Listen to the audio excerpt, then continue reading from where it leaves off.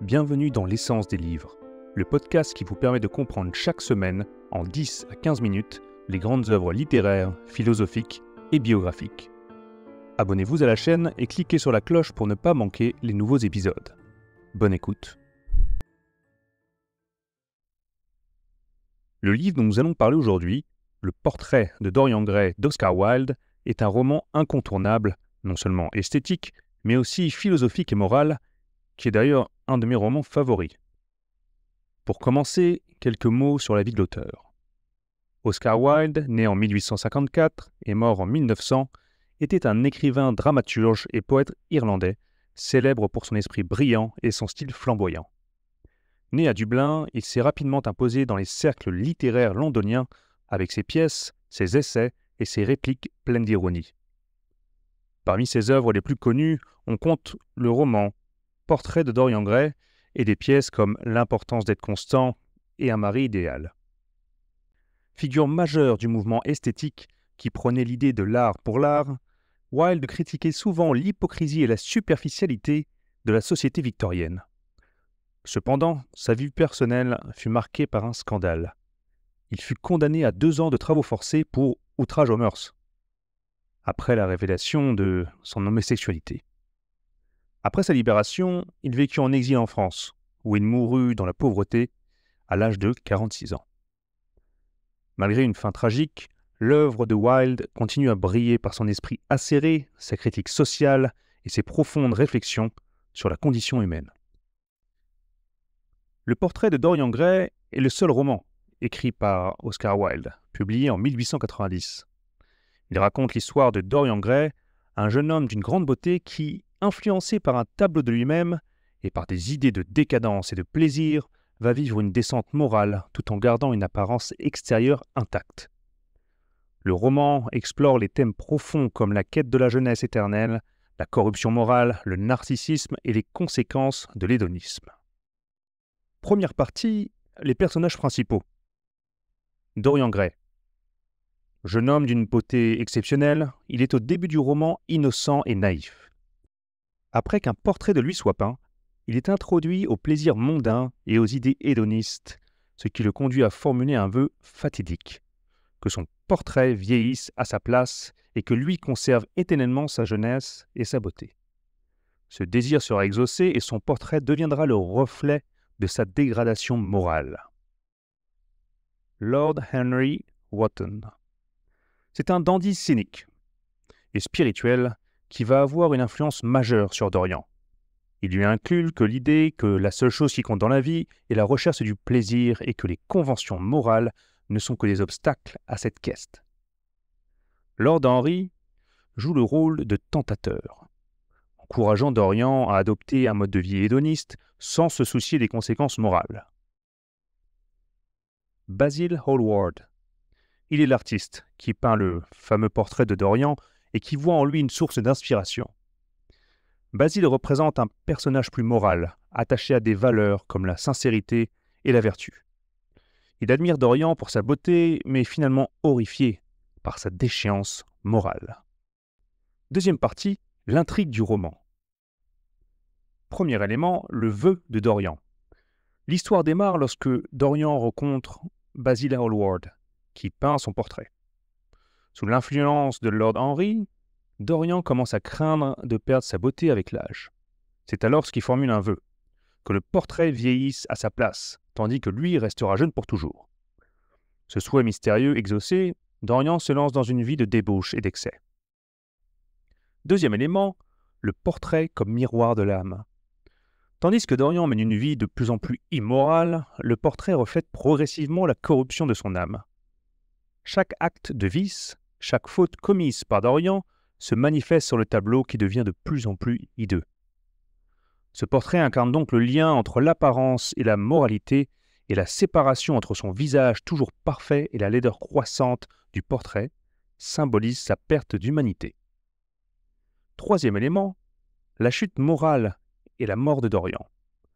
En poursuivant son mode de vie sans restriction, Dorian finit par commettre des actes irréparables, comme le meurtre de Basil, l'artiste qui l'avait mis en garde contre ses dérives. Torturé par la laideur croissante de son portrait et le poids de ses péchés, Dorian tente finalement de détruire le tableau pour se libérer de son pouvoir. Mais en poignardant le tableau, il provoque sa propre mort. Son corps devient aussi hideux que le portrait, tandis que le tableau retrouve son apparence initiale de jeunesse. Troisième partie, les thèmes majeurs du roman. Premier thème, le culte de la beauté et de la jeunesse. Le livre est une critique du culte de la jeunesse et de l'obsession de l'apparence physique.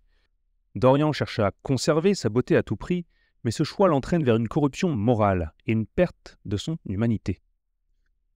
Wilde critique une société qui valorise trop la surface et ignore la profondeur morale. Deuxième thème, l'influence pernicieuse. Le personnage de Lord Henry incarne l'idée que les idées peuvent corrompre. À travers son influence, Dorian devient de plus en plus détaché des considérations morales et cède à ses désirs égoïstes. Le roman explore la manière dont une mauvaise influence peut détruire une personne. Troisième thème, la dualité entre apparence et réalité. Le portrait agit comme un miroir de l'âme de Dorian, tandis que son visage reste jeune et intact. Cette dualité symbolise la différence entre l'apparence extérieure, ce que les autres voient, et la réalité intérieure, les vrais sentiments et actions. Le roman suggère que la beauté extérieure peut masquer son âme corrompue, mais que cette corruption finit toujours par se manifester d'une manière ou d'une autre. Quatrième thème, la morale et les conséquences des actions. Wilde montre que, malgré l'illusion de l'impunité, chaque action a des conséquences. Dorian peut sembler intouchable pendant une grande partie du roman, mais à la fin, son passé et ses péchés finissent par le rattraper. Le portrait est un rappel constant que la morale ne peut être totalement ignorée sans en payer le prix. Quatrième partie, les influences esthétiques et philosophiques. Wilde était une figure centrale du mouvement esthétique, qui prônait l'idée que l'art doit exister par sa propre beauté sans viser une morale ou une utilité sociale. Dans le portrait de Dorian Gray, cette idée est incarnée par Lord Henry, qui défend le principe de l'art pour l'art et encourage Dorian à poursuivre la beauté et le plaisir sans tenir compte des règles morales ou sociales. Lord Henry représente également l'idée d'hédonisme, la recherche du plaisir comme but ultime de la vie. Cependant, Wilde montre que les dangers de l'hédonisme, poussés à l'extrême, lorsque Dorian accède à toutes ses impulsions sans se soucier des conséquences. À travers cette critique, Wilde expose les limites d'une vie guidée uniquement par le plaisir immédiat. Une citation très populaire et bien connue, « Le seul moyen de se débarrasser d'une tentation est d'y céder ».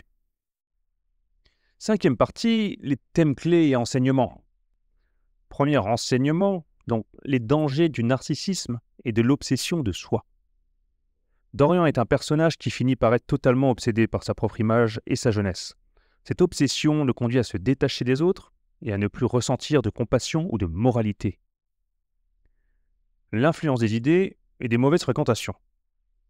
Le personnage de Lord Henry illustre à quel point les idées peuvent influer et déformer une personne.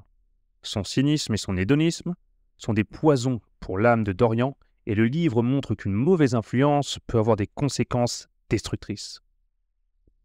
Troisième enseignement, les apparences peuvent être trompeuses. Dorian conserve une apparence parfaite, alors que son âme devient de plus en plus corrompue. Wilde montre ainsi que les apparences extérieures peuvent cacher une terrible réalité intérieure. Quatrième et dernier point, le prix du plaisir sans morale. À travers Dorian, Wilde démontre que vivre une vie de débauche et de plaisir, sans considération pour les autres ou pour les conséquences, finit par avoir un prix. Ce prix est souvent lourd et inévitable. En conclusion, le portrait de Dorian Gray d'Oscar Wilde nous met en garde contre les dangers de l'obsession de la beauté et du plaisir immédiat. Il nous rappelle que la morale et les conséquences de nos actes finissent toujours par nous rattraper, peu importe les illusions que l'on se crée pour les fuir. Wilde explore la manière dont la corruption intérieure peut être masquée par une façade extérieure, mais que cette dissimulation ne peut durer éternellement. Merci de m'avoir écouté.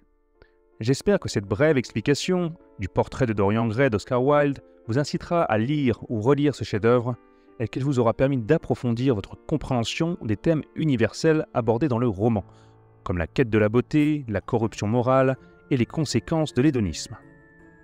Bien que publié à la fin du XIXe siècle, ce roman reste incroyablement pertinent dans notre société moderne, où l'obsession de l'apparence et les questions de morale sont toujours d'actualité. Il continue d'enrichir la réflexion sur la nature humaine et les choix personnels que nous faisons, souvent à nos propres dépens.